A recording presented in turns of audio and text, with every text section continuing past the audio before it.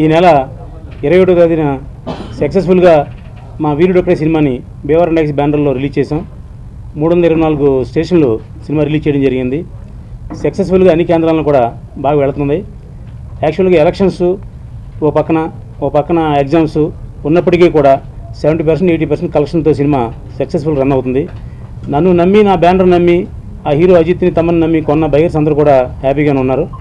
ఇకపోతే ఇది 4 వారాలు 5 వారాలు ఆడుతూ అనుకున్న సినిమాని పెద్ద సినిమా వస్తున్నాయి కాబట్టి సినిమాని హైయెస్ట్ ప్రింట్లతో 304 ప్రింట్లతో రిలీజ్ చేసాం. అతని యొక్క ఊపిని మొదలుపెట్టి ఆ తర్వాత వీరుడొక్కడే ఈ సినిమాని బ్రహ్మాండమైన పబ్లిసిటీతో సహా చాలా థియేటర్లో రిలీజ్ చేశాడు. ఈ సినిమా రిలీజ్ అయిన రోజు నేను విజయవాడలో ఉన్నాను. సినిమా చూశాను first show. So cinema house full అయింది, చాలా బ్రహ్మాండంగా రెస్పాన్స్ వచ్చింది. విజయవంతంగా మరి ప్రదర్శించబడటం అనేది మామూలు విషయం కాదు, ఇది చాలా గొప్ప విషయం. దానికి సార్ నేను అభినందిస్తున్నాను. అదేవిధంగా మరి ఈ సినిమా అజిత్, తమన్నా, దేవిశ్రీ ప్రసాద్ మరి ఆయనే చెప్పారు 150 కోట్ల రూపాయలు తమిళనాడులో దాన్ని పెట్టుకు చేసిన సినిమాని తెలుగులో ఆయన రిలీజ్ చేయడం చాలా గొప్ప విషయం. చిన్న సినిమాలు చేశాడు, అవి ఎక్కువ థియేటర్లో రిలీజ్ చేయలేదు అనే ఒక బ్యాడ్ థాట్ అందరిలో ఉండేది.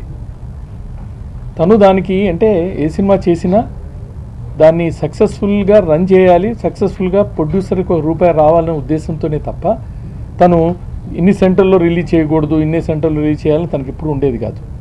ఆ సినిమా ప్రభావం ప్రకారం, అప్పుడున్న పరిస్థితుల ప్రకారం తను అలా చేసుకుంటూ వచ్చాడు.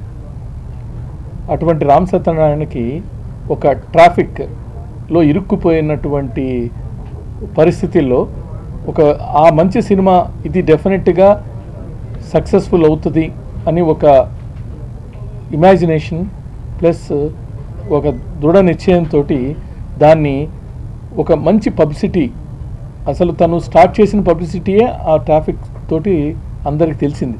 ఎమ్మడే వీరుడొక్కడే ఫస్ట్ డే నుంచి నేను మార్నింగ్ షో నుంచి చాలా ఎక్సైటెడ్గా సినిమా కలెక్షన్స్ ఎలా వస్తాయి ఆయన కంటే ఎక్కువ కోరుకుంటున్నాను. ఆయన సక్సెస్ కావాలని, ఆయన ఫెయిల్ కావద్దు. ఎందుకంటే తనకి ఫెయిల్ లేదు ఇంతకుముందు. ఏదో సినిమాలు చిన్న సినిమాలు చేశారు, చెడ్డ సినిమా ఏది నేను కాదు, నేను ఆయన ఫాలో అవుతాను. ప్రతి సినిమాలో ₹1 సంపాదిస్తూ ఉన్నాడు. మాకు ఇన్స్పిరేషన్.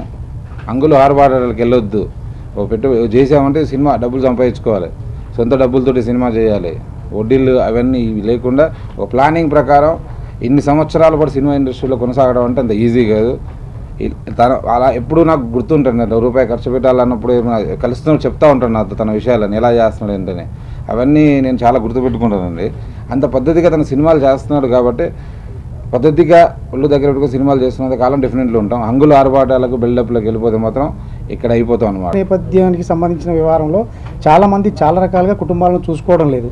ఈ వీరుడొక్కడే అనే టైటిల్కు వస్తే, మన సినిమా పరంగా వస్తే, ఇక్కడ కుటుంబాన్ని అంటే తనకు తల్లి తను లేకున్నా తన తమ్ముల్ని తను అన్నీ త్యాగం చేస్తూ ఆ కుటుంబాన్ని చాలా జాగ్రత్తగా చూసుకొని ఆ తమ్ముళ్ళను ప్రయోజకులను చేయడం కోసం తన జీవితాన్ని త్యాగం చేసే ప్రాసెస్లో ఉండగా అనుకోకుండా తను ఒక అమ్మాయిని ప్రేమించడం, ఆ అమ్మాయి ఇంటికి వెళ్తే అక్కడ కుటుంబానికి ప్రాబ్లమ్స్ ఉంటే ఆ కుటుంబాన్ని కూడా సేవ్ చేసి, అంటే కుటుంబం అనేది నిలబడితే దేశం బాగుంటుంది, అన్నీ బాగుంటాయి అన్న ఉద్దేశంగా కుటుంబ నేపథ్యంగా తీసిన సినిమా కాబట్టి, కుటుంబంతో చూడదగ్గ సినిమా కాబట్టి అందుకే ఇది అంత సక్సెస్ తమిళనాడులో సాధించింది.